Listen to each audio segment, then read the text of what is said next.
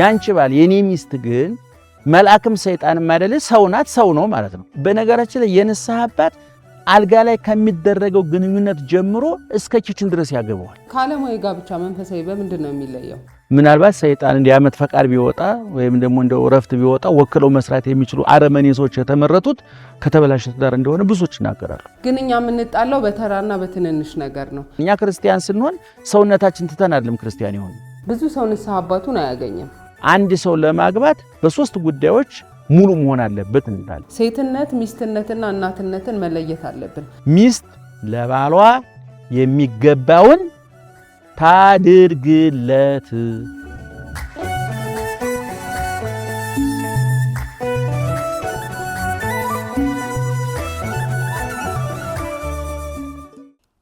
ሰላም ጤና ይስጥልን አድማጭ ተመልካቾቻችን እንደምን ከርማችኋል? ዛሬም እንግዲህ በተለየ ርዕሰ ጉዳይ እንግዳ ይዘን ቀርበናል። እንግዲህ ጤናማ ሀገር እንዲኖረን ጤናማ ማህበረሰብ፣ ጤናማ ቤተሰብ መሰረት ነው ለጤናማ ሀገር ብለን ስለምናስብ ይህን ዝግጅት ይዘን ቀርበናል። እንግዲህ ከመጋቢ ሐዲስ እሸቱ አለማየሁ ጋር ቆይታ የምናደርግ ይሆናል። አብራችሁን ቆዩ።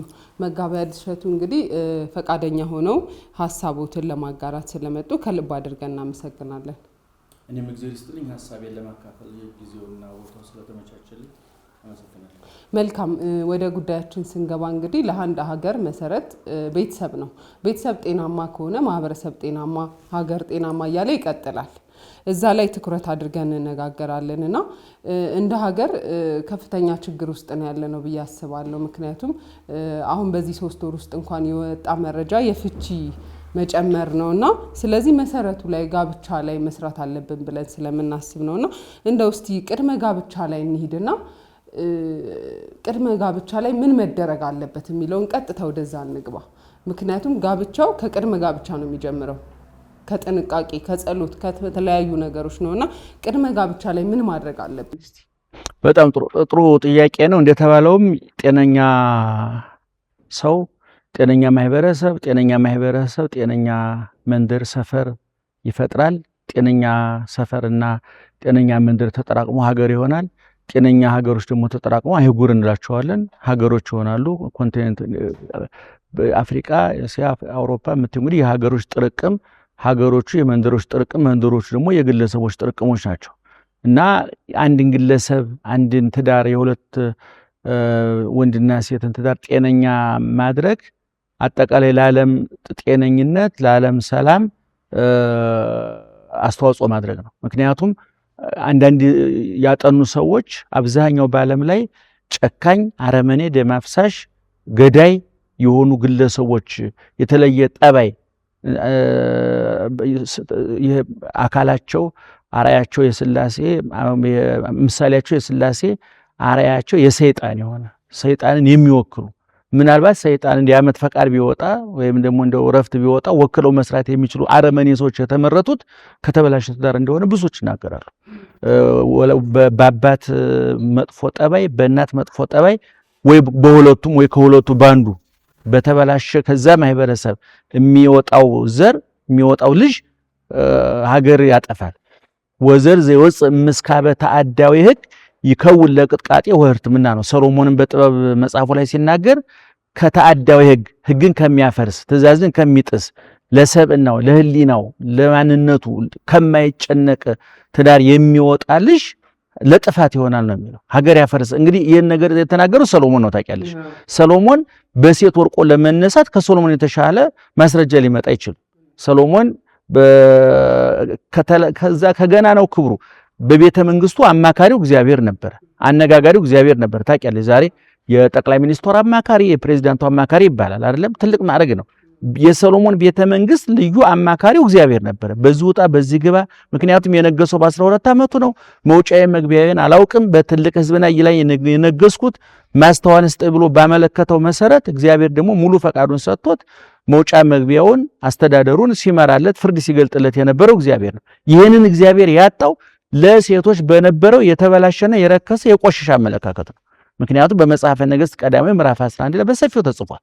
እና ሰሎሞን ግን በኋላ በጣም የሚገርመው ነገር እነዛ ያመጣቸው ሴቶች ሴት መሆናቸው ማግባቱ ብቻ አይደለም አደጋ የሆነው የሚመጡ ሴቶች ባህላቸው የተበላሸ ሃይማኖት የሌላቸው መደዶች ስዶች ስለሆኑ እና መተው ጣዖት አምላኪ ነው ያደረጉት ነቱን ለመናገር ያ እግዚአብሔር ቤተ መንግስቱ አማካሪ ነው የሆነለት እግዚአብሔር መውጫ መግቢያውን እግዚአብሔር ሲመራለት የነበረ ዘመቻ ሲወጣ እንዴት መዋጋት እንደ ስልቱን ስትራቴጂውን እግዚአብሔር ሲነድፍለት የነበረ ሰው ተንሸራቶ ወርቆ ጣዖት ስር ወርቆ በሴቶች አማካኝነት ህይወቱ ተበላሽቷል። በኋላ በጻፋቸው መጻሕፍት ላይ ይንገልጧል።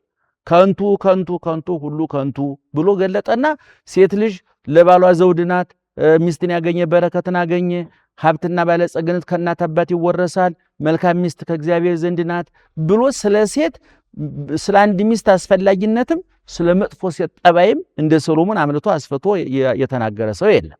ምክንያቱም ማን ያርዳ የቀበረ ማን ያውራ የነበረ ነው። ስለ ጦርነት ጋዜጠኛ ከሚዘግበው ይልቅ እንደው ያንደበት ጉዳይ ሆኖ ነው እንጂ ወታደር ቢያወራው የበለጠ ያምራል አይደለም እዛው ቦታው ላይ ነበር። ስለዚህ ሰሎሞን የዛ መበላሸት አየሽ የሰሎሞን መበላሸት ሀገር ነው ያበላሸው። እስራኤል ከሁለት ቦታ የተሰነጠቁትን የተገነጣጠሉት ሰሎሞን ባበላሸው በመስመር ሄደው ነው። ቀላል ነገር አይደለም። ስለዚህ በኋላ እንዲያውም አንዳንድ ሰዎች እንደ ይሄ ብዙ ለማግባት እንደ ምሳሌ አድርገው ሰሎሞንና ዳዊት ሲጠቅሱ ሰማለሁ። ሰሎሞን 700 ቁባት 300 ሚስት ነበረው ብለው ይጠቅሳሉ። ይሄ እኮ የሰሎሞን ድክመት እኮ ነው። መጽሐፍ ቅዱስ የቅዱሳን ስኬታቸው ብቻ ሳይሆን ውድቀታቸውም ተጽፏል። ልማታቸው ጥፋታቸውም ተጽፏል። ቅድስናቸው ብቻ ርኩሰታቸውም ተጽፏል። በቅድስናቸው እንጽናናለን፣ በርኩሰታቸው እንማርበታለን። እና በመጨረሻ ላይ ግን ሰሎሞን ምንድነው ያለው? መልካም ሴቶች ለባል ዘውድ ናቸው አላለም። መልካም ሴት አንድ ነው መሆን ያለበት ብሎ ተናግሯል። ስለዚህ የጋብቻ መበላሸት የወንድና ሴት ግንኙነት መበላሸት አጠቃላይ ማህበረሰባዊ፣ ህብረተሰብ፣ ሀገራዊ፣ ዓለማዊ ውድቀትና ኪሳራ ነው የሚያመጣው። ለዚህ ነው በመጽሐፍ ቅዱስ ውስጥ የጋብቻ መስራች የሚጋቡትን ፈጥሮ አገናኝቶ የነገር አባትም ዳሪም አጭም ሆኖ ጉዳዩን ያከናወነው እኮ እግዚአብሔር ነው። አዳም ከመሬት ነው የተፈጠረው፣ እናትም አባትም የለውም። እንደውም ሉቃስ ወንጌሉን ሲጽፍ እኮ ያበውን ሐረገ ትውልድ ሲጽፍ መጨረሻ ምን ብሏል? አዳም ወልደ እግዚአብሔር ብሏል። የዳዊት ልጅ አብርሃም እንትናን ወለደ፣ እንትናን ወለደ፣ ይስሐቅ የአብርሃም ልጅ ገሌ ካለ በኋላ መጨረሻ ላይ ግን ምን ብሏል? አዳም ወልደ እግዚአብሔር፣ እግዚአብሔር አዳም የእግዚአብሔር ልጅ ነው ብሏል። እንግዲህ ስናገባ ታውቂያለሽ እናት አባት ድርሻ አላቸው አይደለም? 3 ጉዳዮች እናከናውናለን።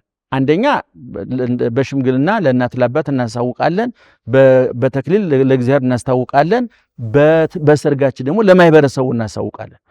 የቤተሰቡ ዕውቅና በሽምግልና ሲላክ ነው። የማህበረሰቡ ዕውቅና በሰርግ ጊዜ ነው። እግዚአብሔር ዘንድ የምንገናኘው ደግሞ በቁርባን ስጋውን በልተን ደሙን ጠጥተን ተዋህዶ ስንፈጽም ነው። እና ቅድም እንደተናገርኩት ያ በእግዚአብሔር አዳምን ወንድ ሔዋንን ሴት አድርጎ ውጫዊ አካላቸው ለግንኙነት እንዲመች የወንዱን አካል አስተካክሎ የሔዋን አካል አስተካክሎ ግንኙነቱ እንደው ዝም ብሎ የሥጋ መላተን ብቻ ሳይሆን ውጤታማ ፍሬያማ እንዲሆን ሰውን ያህል ነገር እንዲፈጠርበት አድርጎ ውስጣዊ ፍላጎታችን እንዲፈላለግ አድርጎ አንድ ወንድ ሴት ሲያይ የሚሰማው ስሜትና ወንዱ ሲያይ የሚሰማው ስሜት አንድ አይነት አይደለም። ይሄ በውስጣችን የተቀበረ ጤነኛ አስተሳሰብ ነው፣ ጤነኛ ተፈጥሮ ነው። እና እንግዲህ አዳም ለሔዋን ሔዋን ለአዳም ከተፈጠረ በኋላ እዛው ላይ ምን ተብሎ ተጽፏል? ወበንተዚ ያድግ ብእሲ አባሁ ወእሞ ወይተለዋል። በሲቱ ሰው እናትና አባቱን ይተዋል፣ ሚስቱን ይከተላል። ሊቃውንት ምን ይላሉ? አዳም እናትና አባቴ ልተው ቢል ለመሆኑ የት ነበሩ? አባት የት ነበሩ? እናት የት ነበረችው ሲባል እግዚአብሔር የዘመናት አምላክ ይባላል። እግዚአብሔር የዛ ትውልድም የዚህ ትውልድም የሚመጣውን ትውልድ አምላክ ነው። የዛ ትውልድ መንግስት ደርግ ነበር፣ የኛ ትውልድ መንግስት አሁን ያለው ነው። የሚቀጥለው መንግስት ደግሞ ሌላ ነው አይደለም? እግዚአብሔር ግን የዛም ትውልድ አምላክ ነው፣ የዚህም ትውልድ አምላክ ነው፣ የሚቀጥሉት ትውልድ አምላክ ነው። የየትኛውም ዘመን አምላክ ስለሆነ እስከ ዕለተ ምጽአት የሚሆኑትን ነገሮች ነው የሰራውና እንግዲህ በቅድመ ጋብቻው ምንድነው እንደ መለኪያ መወሰድ ያለባቸው ሲባል በቤተክርስቲያናችን አንድ ሰው ለማግባት በ3 ጉዳዮች ሙሉ መሆን አለበት እንላለን። ቁሳዊ፣ አካላዊና መንፈሳዊ ዝግጅት ማለት ነው። ቁሳዊ ዝግጅት ማለት መቼም አንድ ወንድና ሴት ተጋብተው ወልድባ ሊገቡ አይችሉም፣ ደብረ ሊባኖስ ሊገቡ አይችሉም። መብላት አለባቸው፣ መጠጣት አለባቸው፣ ልጅ ወልዳሉ፣ ልጃቸው ማሳደግ አለባቸው፣ ልጃቸው መቼም ወተት እንጂ ጸበል አይጠጣም መቼም እውነቱን ለመናገር ምኝታ ያስፈልገዋል። የዛሬ ልጅ እንዴት እንደሚያድግ በየቤታችን እናየዋለን። በጣም ብዙ ጉዳዮች አሉ። አንደኛው አካላዊ ቁሳዊ ዝግጅት ማለት ከገንዘብ ከቁሳቁስ ከማንኪያ ሹካ ጀምሮ ያለውን ነገር ማዘጋጀት አለበት ነው። አካላዊ ዝግጅት ደግሞ ለአካለ መጠን መድረስ ሴቲቱ ለማግባት ደርሳለች ወይ? ውጫዊ አካሏ ውስጣዊ ስሜትም ያድጋል፣ ውጫዊ አካልም ያድጋል። ለምሳሌ የ13 ዓመት ልጅ ብናይ የ14 ዓመት ልጅ ብናይ ውጫዊ አካሏም ገና ጨቅላ ነው፣ ውስጣዊ ስሜቷም በዛው ልክ ነው። ስለዚህ የአካል ዝግጅት ያስፈልገዋል፣ መብሰል ያስፈልጋል ማለት ነው። ሶስተኛውና እኛ ልናተኩርበት የምንፈልገው መንፈሳዊ ዝግጅት ነው፣ ሃይማኖታዊ ዝግጅት ነው። ያንተ ዳር ይህንን መተጫጨት ይህንን መቀራረብ እግዚአብሔር ያውቀዋል ወይም ደግሞ አንድ ሴት አንድን ወንድ ስትመርጥ እንደ መመዘኛ ምንድን ነው የወሰደችው? ምኑን ነው የወደደችው? በነገራችን ላይ ይሄ ውጫዊውን አካል መውደድ ኃጢአት አይደለም። አይኑ ደስ ይለኛል፣ ጥርሱ ደስ ይለኛል፣ ፀጉሯ ደስ ይለኛል፣ አንገቷ ደስ ይለኛል፣ ደረቷ፣ ይሄ መጥፎ አይደለም። ይሄን አንዳንድ ክርስቲያኖች እንዴት እኔም ክርስቲያን አይደለ እንድመልካየት ትገባለህ የሚሉ ሰዎች አሉ። ሰዎች ነን እኛ ክርስቲያን ስንሆን ሰውነታችን ትተን አይደለም ክርስቲያን ይሆን ከነ ሰውነታችን ነው ክርስቲያን ይሆን። ዋናው ትልቁ ነገር በሰብናችንና በክርስትናችን መካከል ያለውን ነገር ማስታረቅ ማስተካከል። ስለዚህ አንድ ሴት አንድን ወንድ ስትመርጥ ወይም ደግሞ ባል ይሆነኛል ሚስት ትሆነኛል ብሎ ሲመርጥ በምን መለኪያ ነው የመረጠኝ የሚለው ነገር ማየት ያስፈልጋል። የሚገርመው ነገር አብርሃም ለይስሐቅ ርብቃና ይስሐቅ ደግሞ ለያዕቆብ የመከሯቸው ምክር አለ። አብርሃም የነበረው በከነዓን ነው። በስተርጅና የተወለደ የተስፋውን በእርግጥ 6 ልጅ ወልዷል። እስማኤል አለ፣ 6ቱ የኬጥራ ልጆች አሉ። ግን ተስፋው የተነገረ በሐዲስ ኪዳንም የክርስቶስ አረገ ትውልድም ሲቆጠር በይስሐቅ በኩል ስለመጣ የቃል ኪዳን ልጅ የሚባለው ይስሐቅ ነው። እና ይስሐቅን ለማግባት ለይስሐቅ ሚስት ሲፈልግ ካለበት ሀገር አላደረገም። እንዲያውም ጠርቶ ሎሌውን ጠርቶ ይላል ያዕቆብን ጠርቶ ምንድን ነው ያለው? እኔ ልሞት ነው እድሜን ጨርሻለሁ፣ ለልጄ ከዚህ ሀገር ሴቶች እንዳታጋባው ሶሪያ ውረድና ከሶሪያ ሴት ነው የምታመጣለት ብሎ አዘዘው። ለምንድን ነው ከከነዓን እስከ ሶሪያ ድረስ መንከራተት ያስፈልገው? የሶሪያ ሴቶች በመልካቸው ስለሚለዩ ነው፣ በሀብታቸው ስለሚለዩ ነው ሲባል አይደለም። ምክንያቱም ምልክቱ እዛው ተገኝቷል። እንዲያውም ያዕቆብ ምንድን ነው ያለው? አልመጣም ብትለኝ እንዴት ላድርግ? እሱን ልውሰደው ወይ አለ። ግድ የለም አንተ የራስን ድርሻ ተወጣ እንጂ የእግዚአብሔር መልአክ መንገድን ያቃናልሃል ነው ያለው። ከዛ በኋላ ሄደ፣ ወንዝ ደረሰ፣ ምንጮ ደረሰ፣ ርብቃን አገኛት። ርብቃ ላይ የአብርሃም ቤት ምልክት ተገኘባት። አየሽ ምንድን ነው ያለችው? በቤታችን ለገመሎችህ ለያስካቸው ለገመሎቹ ለፈረሶችህ ሳር ገለባ አለ፣ ገፈራ አለ፣ ጭድ አለ፣ ለአንተም ምኝታ አለ። ይሄ ጠባይ የነማን ቤት ጠባይ ነው? የነ አብርሃም ቤት ጠባይ ነው። የነ አብርሃም ቤት ባህል እንግዳ መቀበል እግዚአብሔር እስከ መቀበል ድረስ የደረሰ ቤት የነ አብርሃም ቤት። አብርሃም የፈለገው እንዲህ አይነት ባህል ጠባይ ያላቸው ቤተሰብ ነው የፈለገው። ከዛ በኋላ ምልክቱን አገኘ። ዞር ብሎም ጸልዋል። ታውቂያለሽ ጌታዬ ይቺ ሴት ለጌታዬ ሚስት የምትሆን ከሆነ ምልክት አሳየኝ አለ። ዞር ሲል ምልክቱን አገኘ። ቤቷ ሄደ። ያው የሚከናወነው ነገር ተከናወነ። ትሄጃለሽ ብላ ተጠየቀች። የዛሬ 4000 ዓመት አንድ ሴት ልጅ አይደለም ከሀገር ወደ ሀገር ከመንደር ወደ መንደር እንኳን መሄድ ከባድ፣ ነገር ግን እሷ ትጠየቅ ነው ያሉት እነሱ። እሷ ስትጠየቅ ኢለ የማን ወይ ለጽድቅ ግራ እሺ ሄዳለሁ ነው ያለችው። ይሄ የእግዚአብሔር ፈቃድ ስላለበት ነው። አየሽ እግዚአብሔርን የሚያመልክ ቤተሰብ እግዚአብሔርን ከሚያመልክ ቤተሰብ ተገኘ። የአብርሃም ቤት አሻራ የአብርሃም ቤት ምልክት በነርብቃ ቤት ተገኘ ማለት ነው። ከዛ በኋላ ይስሐቅና ርብቃ ተጋቡ። ከተጋቡ በኋላ ለ40 ዓመት ያህል ልጅ አልነበራቸውም፣ ጸኑ። ይሄም ራሱ የእነ አብርሃም ቤት አካሄድ ነው።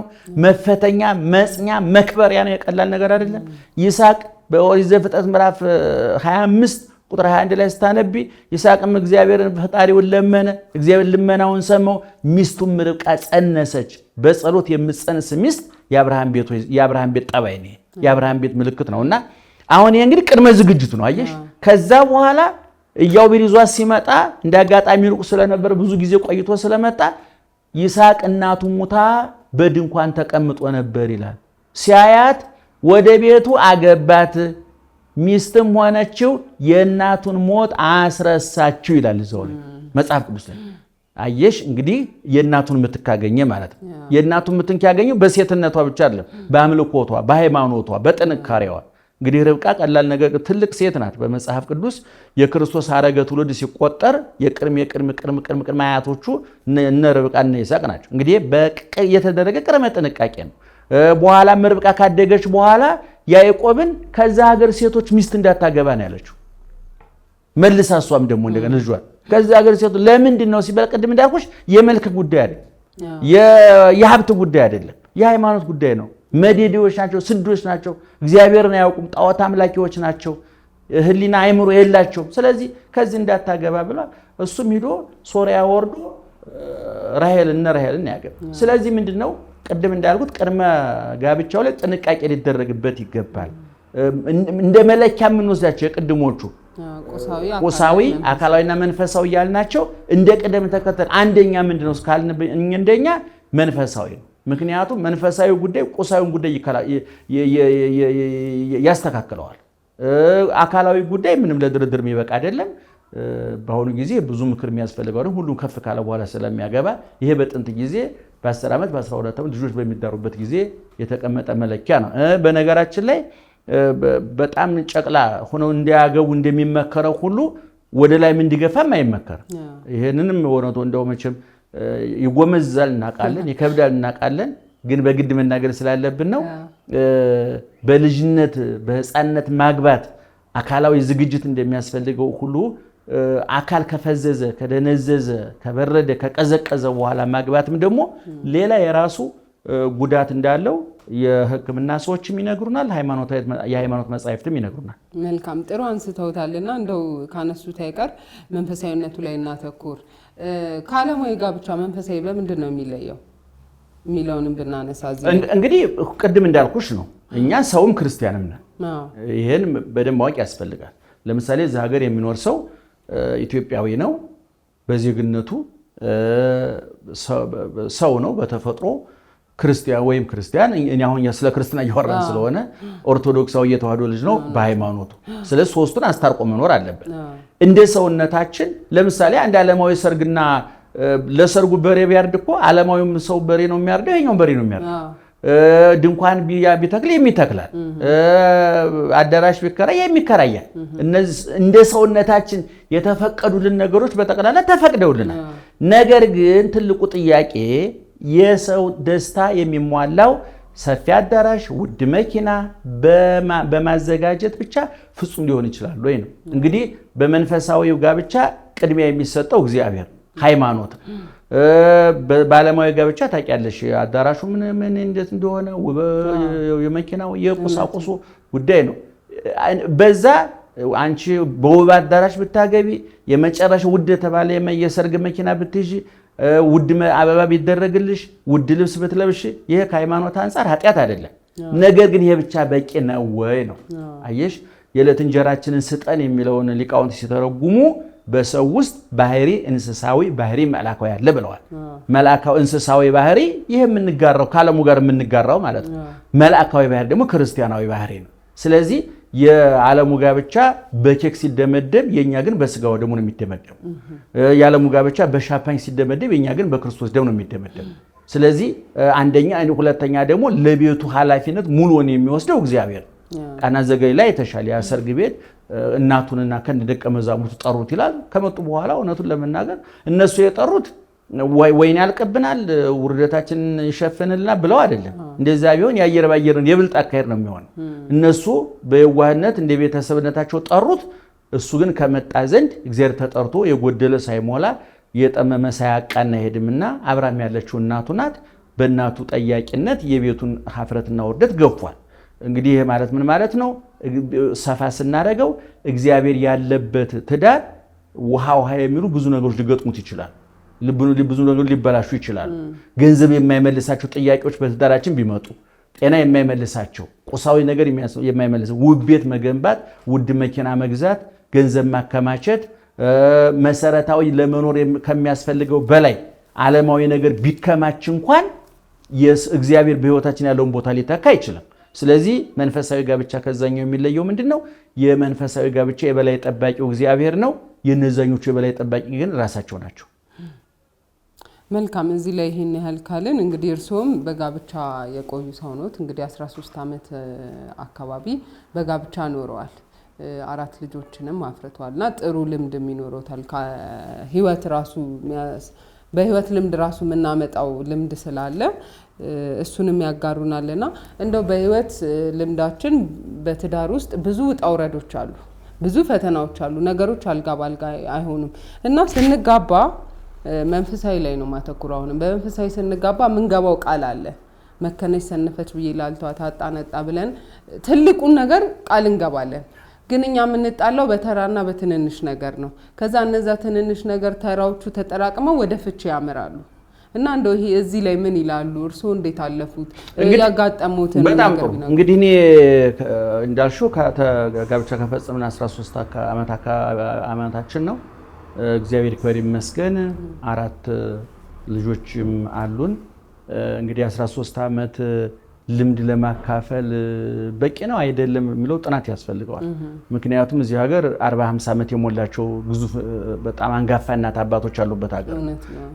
በእውነት ትዳርን እንዴት በትዕግስት መምራት እንደሚቻል እኛ ከምናነበው ከምናነበንበው ከምናመሰጥረው ከምንቀባጥረው ይልቅ በህይወታቸው ያሳዩ እናቶች አሉ።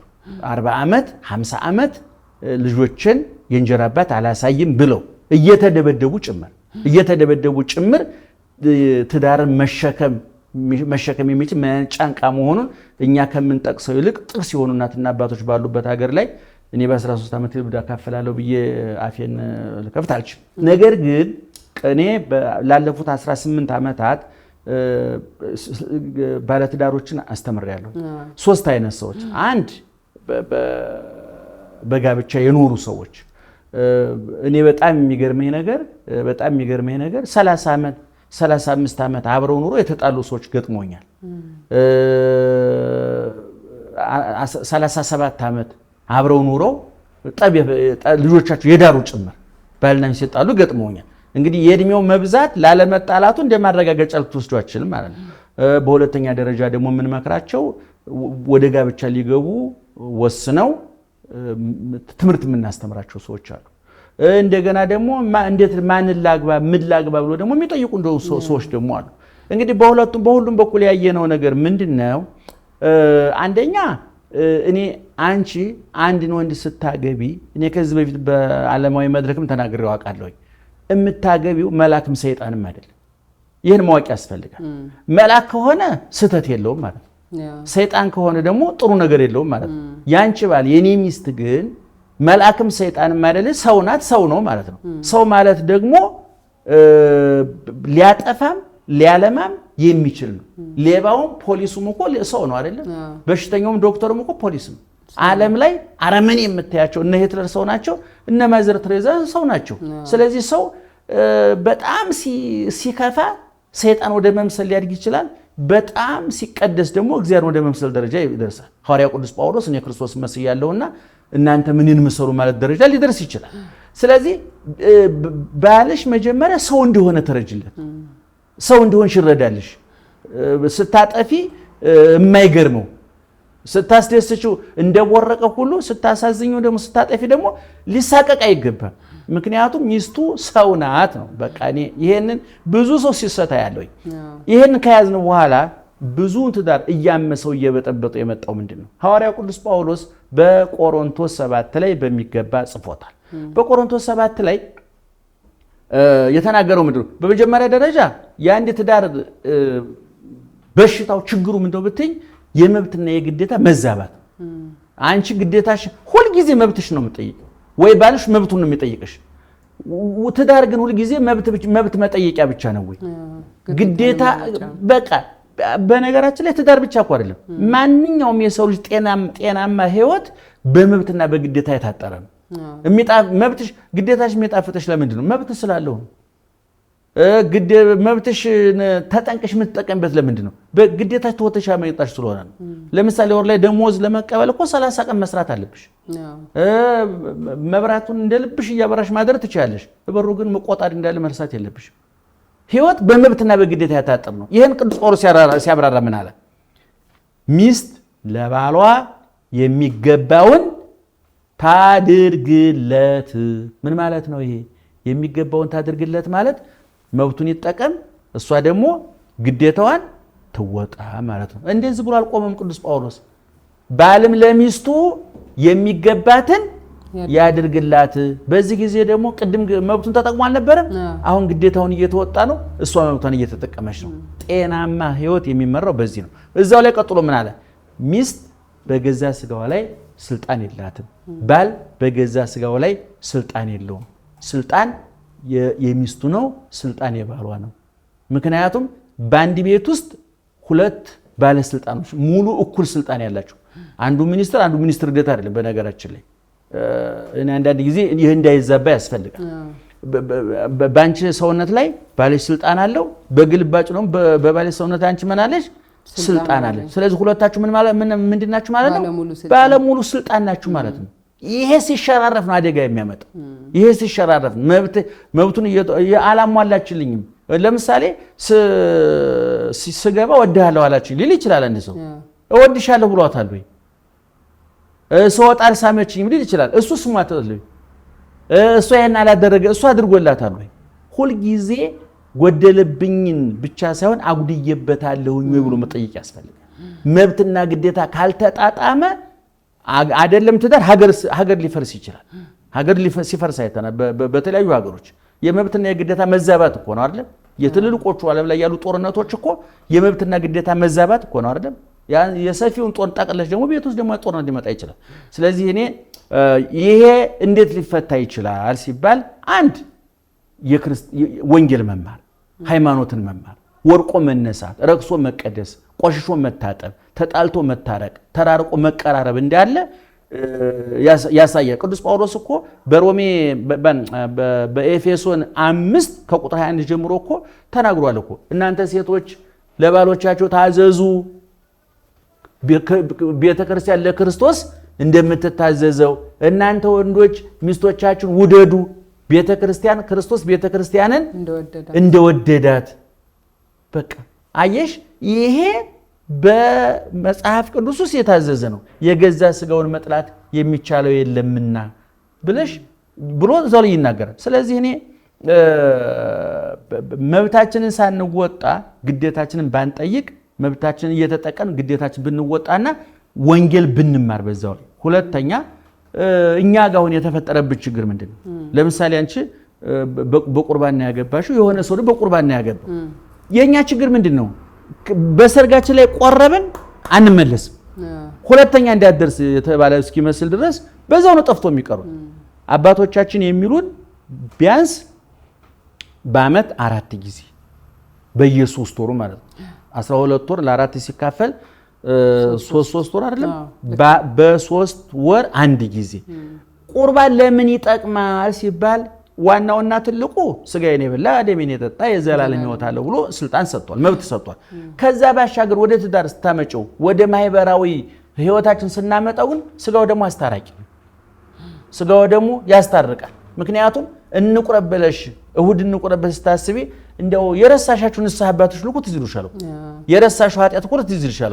አስቀይመሽው ከሆነ በዛ ምክንያት ትታረቂያል። አይደለም ከባልሽ ጋራ ከጎረቤቶች ከስራ ባልደረቦችሽ ጋራ መቁረብ ስታስቢ ገሊትን እንኳን ኩርፊያታለሁ ገሊን እንኳን ኩርፊያዋለሁ ይሄን ቆሻሻ ሳልታጠብ እንዴት ወደ ስጋው ድመጣለሁ ብለሽ እኮ ንስሐ የገባንባችሁ ጊዜ እኮ አለ። ስለዚህ ስጋው ደግሞ እንደ ሽማግሌ ሆኖ ያገለግላል ማለት ነው። ለዚህ ነው ሐዋርያው ቅዱስ ጳውሎስ አምጣነ ትበል እወ ለዝንቱ ህብስት ወተሰትይዎ ለዝንቱ ጽዋ ሞቶ ለግዚእነ ትዜን ነው።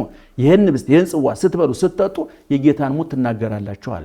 የተደረገች ትዝ ይልሻል። መስቀል ላይ ምን የተደረገ? አባት ሆይ የሚያደርጉትን ያውቁምና ይቅር በላቸው።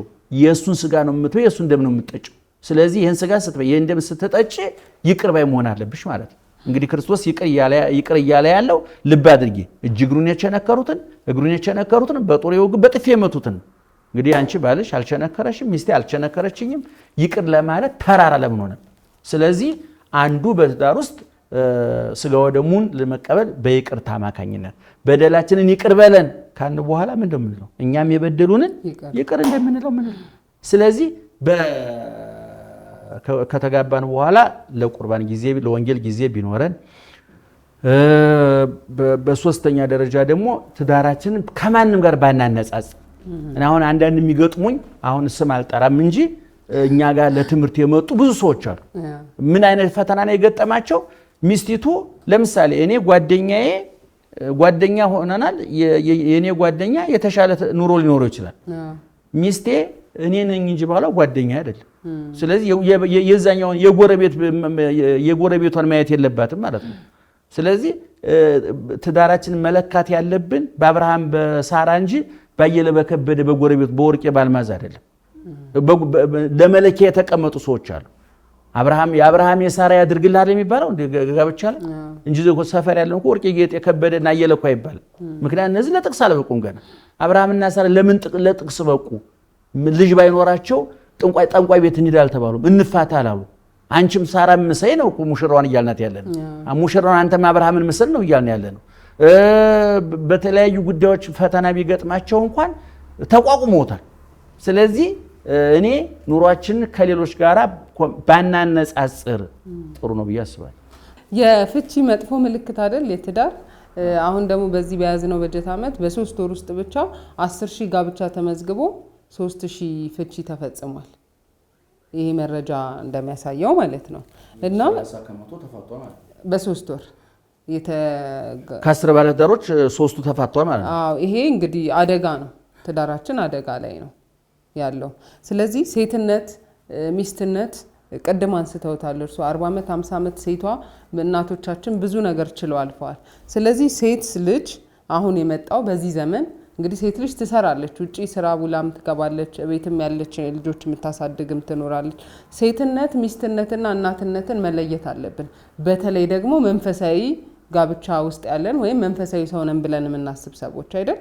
ስለዚህ እዚህ ላይ የሚሉት ነገር ካለ እየተምታታብን እኔ ቅድም ካልኩት የተለየ ሐሳብ የለኝ እውነቱን ለመናገር እንግዲህ ሴትነት በሴትነት ላይ ሚስትነት በሚስትነት ላይ እናትነት የምለው መውለድ ከሆነ ሊኖርም ላይኖርም ይችላል እናት ምንለኛ የወለደች ማለታችን አይደል በነገራችን ላይ በትዳር ውስጥ አንድ ሴት እናት ናት ማለት አግብታ ሴት ሚስቱን አለች ይያልን ነው እንጂ እናቶቻችን ስንልኛ የወለዱን ብቻ ይያልን አይደለም አንድ ሴት ሳትወልድ እና አንድ እናት ያልወለዱ የ70 ዓመት እናት ነው የምላቸው እኔ እናትነት መውለድን ያመለክት በነገራችን ላይ ይሄ በጣም ጥንቃቄ ይጠይቃል ስለዚህ ሴትነት በመጀመሪያ ጸጋ ነው በረከት ነው ሴትን ሴት አድርጎ የፈጠረ ወንድን ወንድ አድርጎ የፈጠረ እግዚአብሔር ነው ዛሬ በዚህ ትንሽ መሰረታዊ ፍላጎቱ ተሟልቶለታል ሰልጥኗል በመንለው ዓለም ብዙ ሴቶች ሴትነታቸው ያስጠላቸው ብዙ ወንዶች ወንድነታቸው ያስጠላቸው ከወንድ ወደ ሴት ከሴት ወደ ወንድ የሚገለባበጡና የህሊና ረፍት የአእምሮ ሰላም የስነ ልቦና ረፍት አጥተው የሚሰቃዩ ሰዎች አሉ ስለ ሴትነት ጸጋ መሆኑን ማመን ያስፈልጋል በመጀመሪያ በሁለተኛ ደረጃ ሚስት የሆንሽው ሴት ስለሆንሽ ነው ሚስት የሆንሽው ሴት ስለሆንሽ ከወንድ የተለዩ አካላት ስላሉሽ እግዚአብሔር በጣም አዋቂ ረቂቅ አምላክ ስለሆነ አዳምና ሔዋን ሁለቱም ሰው ይሁኑ እንጂ አዳም ላይ ያለውን ነገር ሔዋን ላይ በመድገም አላባከነም እግዚአብሔር ሔዋን ሌላ ናት ለአዳም ሌላ ነው አዳም ማህፀን የለውም ሴቷ ማህፀን አላት ከራስ ፀጉር እስከ እግር ጥፍራችን ብትመለከች ተፈጥሯችሁ ሁሉ የተለያየ ነው ይሄ ለሚስትነት ያበቃን ይሄ ማዕረግ የተፈጥሯዊ ውበት መሆኑን ማመን ያስፈልጋል ከዛ ቀድም እንዳልኩሽ ደግሞ ሚስትነት በሴትነት ላይ የሚደረብ ማዕረግ ነው በነገራችን ላይ ብዙ ሰው ወንድ ማግኘት ባል ማግኘት ሴት ማግኘት ሚስት ማግኘት ይመስለዋል ሴቱ ሁሉ ሚስት ባሉ ወንዱ ሁሉ ባል ሊሆን አይችልም ለዚህ ነው መጽሐፍ ቅዱስ እኮ እግዚአብሔር በባል ተመስሏል አይደለም ፈጣሪሽ ባልሽ ነው ይላል ምን ማለት ነው በየትኛው ባል ነው የተመሰለው ይሄ በየሰፈሩ ገብቶ እየተወላገደ የሚመጣው ገብቶ ቤት የሚተፋው ለልጆቹ አስቤዛ ይሰጥ የሚያለቃቀሰው ሚስቱን የሚደበድበው ወንድ አይደለም ይቅር ባዩ ቻዩ ታጋሹ እንደ አብርሃም አይነቱ ሳራን ያን ያህል ዘመን ሲቀመጡ አንድ ቀን እንኳን ልጅ በማጣታቸው ፊቱን ሳያጠቁርባት ለዛውም በዛ ዘመን እኮ መውለድ የማትችለው ሴት ናት ብቻ ተብሎ በሚታመንበት ዘመን ዛሬ እንኳን በሕክምና ብዙ ነገር መጥቷል። አየሽ ከአጋር ሄድና ውለድ ስትለው እንኳን ኧረ ተይ ሳይል እሺ አንቺ ደስ የሚልሽ ከሆነ አንቺ ከማስከፋሽ ብሎ ሄዶ ከአጋር ጋር ተኛ። አጋር ጸንሳ ደግሞ ስታበሳጫት አጋርን ትታ የተቆጠችው አብርሃምን ነው። ታዲያ ምን ላድርግሽ አንቺ ነሽ የገፋፋሽኝ አላለም። ተሸከማት፣ ታገሳት፣ አስታመማት። እውነቱን ለመናገር እንዲህ አይነቱ ባል በወንድነት ላይ የሚደረብ ሹመት ነው። ልክ ሻለቃ ገሌ፣ አትሌት ገሌ፣ አርቲስት ገሌ እንደሚባል ጋዜጠኛ ገሌ እንደሚባለው ሚስትነት በሴትነት ላይ ባልነት በወንድነት ላይ የሚደረብ ማዕረግ ነው፣ ሹመት ነው። አብርሃም ባል ይስሐቅ ባል ኢዮብ ተብሎ ይቀጽለታል። አሁን የኢዮብ ሚስት ገሊት መባል አልቻለች። በቃ ሴቱና ነው የቀረችው። እነ ኤልዛቤል አይነት ሴቶች ሆነው የቀሩ ሚስት መሆን የተሳናቸው ለባሎቻቸው ውድቀት መነሻ መድረሻ የሆኑ ሴቶች አሉ። ስለዚህ እኔ ሴቶቻችን ከእናቶቻቸው ቢማሩ ለምሳሌ የኔ ሚስት ከእናቷ ምን ተማረች? አንቺ ከእናትሽ ምን ተማርሽ? እናቶቻችን ቅድም እንዳልኩሽ እኔ 72 ዓመት የጋብቻ በዓላችን ያከብሩ ሰዎች ዘንድ ተገኝቻለሁ። 72 ዓመት ልብ አድርጌ 72 ዓመት እንኳን በትዳር ዝም ብሎ መኖር እንኳን ይሰለቸው። እውነቱን ለመናገር ለኛ ዘመን ትውልድ 72 ዓመት የኖሩ ሰዎች አሉ። እንዲህ ሁሉ ዘመን ሲፈጸም እናቶቻችን ችግር ሳይገጥማቸው ቀርቶ ነው፣ የሚገላመጣቸው ጠፍቶ ነው፣ ሳይደበደቡ ቀርተው ነው። ግን አረቀው መማሰብ እናቶቻችን ፍቺን በሶስት ምክንያት ይጸየፉ ነበር። አንደኛ ለልጆቻቸው ስለሚያስቡ ልጆችን የሰው ፊት አላሳይም የእንጀራ አባት አላሳይም ብለው ቆፍጣኖች ለልጆቻቸው አርአያ የሆኑ በእውነት ሐውልት ልናቆምላቸው እንደው ታሪክ ልንተርክላቸው ቀን ሰተን ልናከብራቸው የሚገቡ ቆፍጣና እናቶች አሉ ለልጆቻቸው። ሁለተኛ ማህበረሰቡ ፍቺን የሚጸየፍ ማህበረሰብ ነበር። አሁን በድሮ ጊዜ አንድ ሴት አግብታ ገሌት እኮ ፈትናት፣ እንደውም ቋንቋው በኋላ ተለምዶ ስድብ ሆኖ ነው እንጂ ገልሙታለች ማለት ፈታለች ማለት ነው። ስለዚህ ማህበረሰቡ ይሄን ስለሚጸየፍ አይ እኔ ተፋትቼ ጋለሞታና ፈትናት ከመባል እዚሁ ልኑር ብለው የኑር ሰዎች ማህበረሰቡ ለፍቺ የሰጠው ቦታ ጥሩ ስላልነበረ። በሶስተኛ ደረጃ ደግሞ ፈጣሪያቸውን ስለሚፈሩ እግዚአብሔርን ስለሚፈሩ ፍቺን እጠላለሁ ብሏልና እግዚአብሔር ጥቂቶቹ በሃይማኖታቸው ምክንያት ከፍች ርቀው የሚኖሩ ነበሩ። ዛሬ ታውቂያለሽ የተፋቱ ባልና ሚስቶች በሚዲያ እየቀረቡ እንደልባቸው ያወራሉ፣ አይሳቀቁም። እኔ ሲንግል ነኝ፣ እኔ ሲንግል ማም ነኝ፣ ባሌን ፈትቼ ልጆች ጋር ብቻዬን እየኖርኩ ነው ተብሎ እንደ ክብር ይወራል። በሌላ በኩል የምናደንቃቸው ባሎቻቸው ከርተዋቸው ወይም በተለያየ አደጋ ሙተውባቸው ሌላ ባል አግብቼ ልጆችን አላሳዝንም ብለው ልጆቻቸውን የሚያሳድጉ ለጥቅስ የሚበቁ በጣም ቆፍጣና እናቶች እንዳሉ እናውቃለን። ነገር ግን ማህበረሰቡ ለፍች ክብር መስጠቱ፣ ፍችን አለመጸየፉ፣ አለማነወሩ ይሄ አደጋ ይመስለኛልና ዙሮ ለዚህ ሁሉ መፍትሄው ታች ተናግሬዋለሁኝ። ከተጋባን በኋላ የእግዚአብሔርን ቃል መማር፣ ማታ አብረን የምንጸልይበት ጊዜ አለን ወይ? አብረን ወንጌል የምናነብበት ጊዜ አለን? ሁሉ ጊዜ ባልና ሚስት ሲቀመጡ ጤፉና በርበሬው መኪናውና ቤቱ እንዴት አድርጎ ይሄም ጥሩ ነው። ማደግ አለባቸው፣ መለወጥ አለባቸው፣ የተሻለ መብላት መልበስ፣ ልጆቻቸው የተሻለ ትምህርት ቤት መማር አለባቸው፣ መስራት አለባቸው። ነገር ግን እንደ ሰው ብቻ ከማሰብ እንደ ክርስቲያንም ጭምር ማሰብ፣ ለስጋችን ጥሩ ምግብ በላ ነፍሳችን ምን ትብላ፣ ህሊናችን ምን ይብላ? እንግዲህ ኪስ ሞልቶ ነፍስ ከጎደለች አይምሮ ተርቦ ህሊና ሆድ ጠግቦ ህሊና አይምሮ ከተራበ ህሊና ተራቁቶ ሰውነት ለብሶ ህሊና ከተራቆተ ገሚስ እንስሳዊ ባህሪና ጠባይ ማለት ነው። ስለዚህ እኔ ለጸሎት፣ ለትምህርት፣ ለስጋው ደሙ፣ ለማህበረሰቡ ባህል ትውፊት፣ ለሃይማኖታውያን ትእዛዛት ቦታና ጊዜ ብንሰጥ ነው። ከንስሐ አባቶቻችን ጋር ያለን ግንኙነት ምን መሆን አለበት? ይሄንን ማነሳው ምናልባት ሪሰርች ለማድረግ ሞክሬ ነበረ። ብዙ ሰው ንስሐ አባቱን አያገኝም። በተለይ በቤተ ክርስቲያን ያገቡ ሰዎችን ነው የምልዎት ካገኘሁት መረጃ አንጻር። አንድ ልጅ ግን ምን አለችኝ፣ ከባሌ ጋር ተጣላው በተራ ምክንያት፣ ግን ንስሐ አባቴ ጋር ሄጄ ነገርኳቸው። በጣም በቃ መሮኝ አወራኋቸው። ከዛ ግን እሳቸው ቃለ እግዚአብሔሩን እያደረጉ ክርስቶስ ምን ያህል ለቤተ ክርስቲያን ዋጋ እንደከፈለ እኔ የቱ ጋር ለትዳሬ ለባሌ ዋጋ እንደከፈልኩ ሲጠይቁኝ አፈርኩ። ተራ ምክንያት ነበር ይዤ ሄድኩት። ለካ ንስሐ አባት ጋር መሄድ ህይወትን ያቀላል ብላ እንደ ምሳሌ ነገረችኝ ልጅቷ። ስለዚህ አሁን ያሉ በዚህ ዘመን ደግሞ የንስሐ አባቶች መምህራኖች ብዙ ነው ችግሩ ከጊዜውም ከምንም አንፃር። ስለዚህ እንዴት ነው የንስሐ አባትና የንስሐ ልጆች ግንኙነት? እንግዲህ የበሽተኛና የሐኪሙና የበሽተኛው ግንኙነት፣ የሸማቹና የሻጩ ግንኙነት፣ የመንግስትና የህዝብ ግንኙነት፣ የአሰሪና የሰራተኛ ግንኙነት እንደማለት ነው። የቀላል ነገር አይደለም። በመጀመሪያ ደረጃ በንስሐ ልጆችና በንስሐ አባቶች መካከል የተለጠጠ የእድሜ ክፍተት አለ። የተለጠጠ የአመለካከት ክፍተት አለ። ካህናቱ ራሳቸውን በየጊዜው ያድሳሉ ወይ? ያድሳሉ ስለ በእውቀት ማለት ነው። ዘመኑ ምን እየተከናወነ ነው? ምናልባት ያንቺና የእናትና የአባትሽ ትዳር ካንቺ ትዳር የተለየ ነው። ያንቺ ፈተና ከእናትሽ ፈተና የተለየ ነው። የባልሽ ፈተና ከአባቱ ፈተና የተለየ ነው። የኔ ፈተና ከእናቴ፣ የሚስቴ ፈተና ከእናቷ የተለየ ነው። ስለዚህ ይሄንን በሚዋጅ መንገድ ካህናቱ ዘመኑ ዋጁት ተብሏልና ያነባሉ ወይ? ስልጠና ይወስዳሉ ወይ?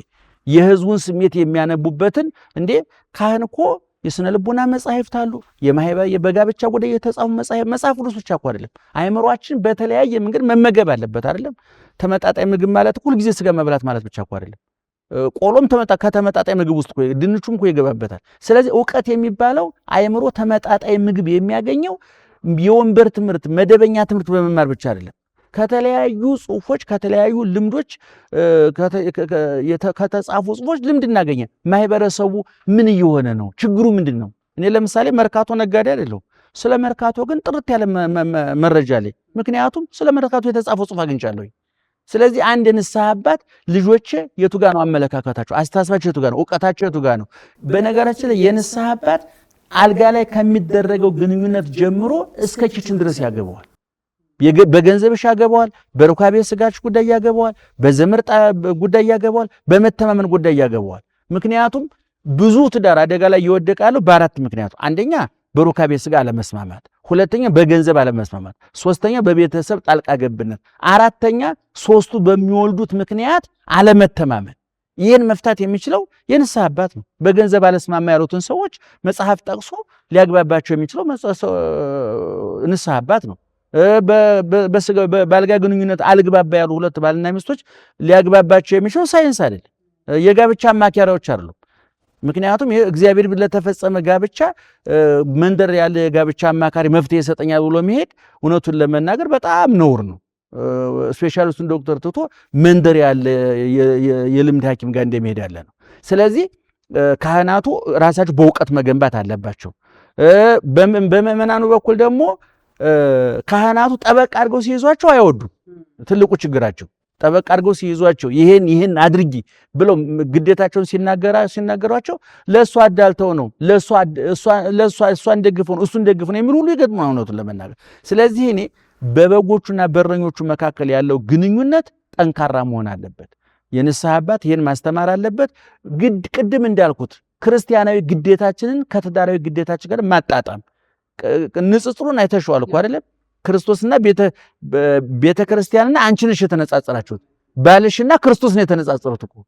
እሺ አሁን ክርስቶስ ለቤተ ክርስቲያን የዋለላት ነው አልሽ። አንቺስ ለክርስቶስ ምን አደረግሽለት? አየሽ፣ ይሄን ነው ትልቁ አደጋ።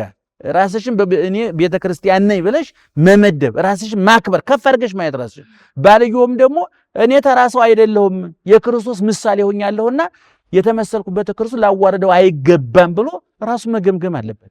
ይሄን ደግሞ ሊያደርግ የሚችለው የንስሐ አባት ነውና እኔ በንስሐ ልጆችና በንስሐ አባት መካከል ያለው ግንኙነት እምነት ላይ፣ ዕውቀት ላይ፣ መግባባት ላይና መደማመጥ ላይ ቢመሰረት። ተመልካቾቻችን ከመጋቢ ሐዲስ እሸቱ ጋር የነበረን ቆይታ የእስካሁኑን ይመስል ነበር። እንግዲህ ለአንድ ሀገር መሰረቱ ቤተሰብ ስለሆነ ቤተሰብ ላይ፣ ጋብቻ ላይ፣ ቅድመ ጋብቻ ላይ እንዲሁም ደግሞ በኢትዮጵያ ኦርቶዶክስ ተዋሕዶ ቤተክርስቲያን የንስሐ አባትና የንስሐ ልጆች ግንኙነት ምን መምሰል አለበት የሚለውን ጉዳዮች እያነሳን ቆይታ አድርገናል። ከቆይታችን እንግዲህ ብዙ ነገሮችን እንዳገኛችሁ ተስፋ እናደርጋለን።